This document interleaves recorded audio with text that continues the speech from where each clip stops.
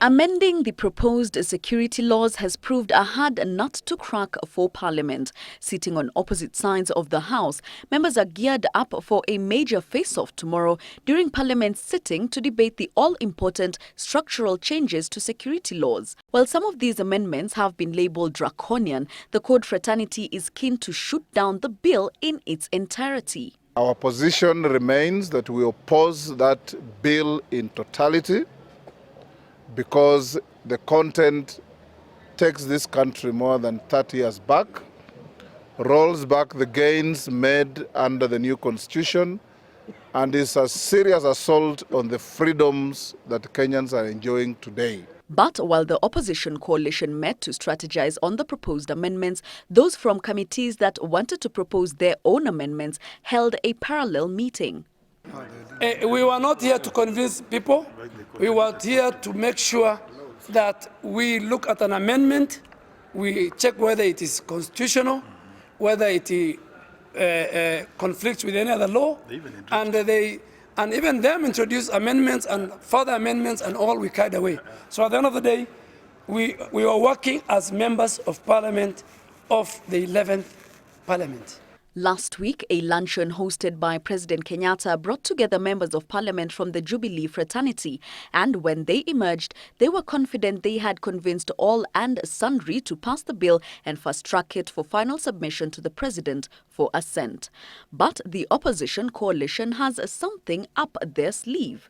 So we have firm instructions to our CORD members of Parliament in the National Assembly to oppose each and every clause tomorrow on the floor of the House. We have other decisions we have taken which remain our tactics and our, so to speak, our secret weapons for tomorrow, which we are not ready to divulge. That weapon will be to disrupt House business, causing scenes similar to those witnessed last week when the bill came up for second reading in the House.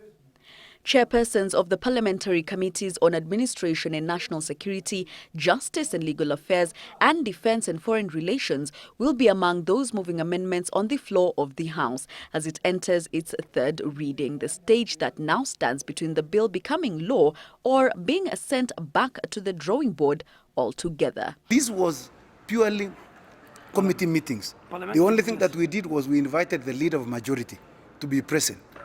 But otherwise, this was a fully constituted meeting of committees of the three committees. Matters that are unconstitutional have been properly addressed. Matters that are touching on human rights have been properly and adequately addressed. So I think, and all the views that were given by Kenyans to our committees were actually taken on board. The end product of what we are doing will be in the interest of the safety and security of all Kenyans, and will be a law and a piece of legislation that all Kenyans can be proud of, and will securitize this country for the interest of our future.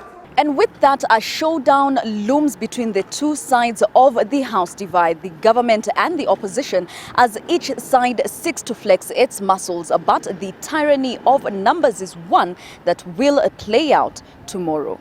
Jackie Maribe, Citizen Business Center, Parliament, Nairobi.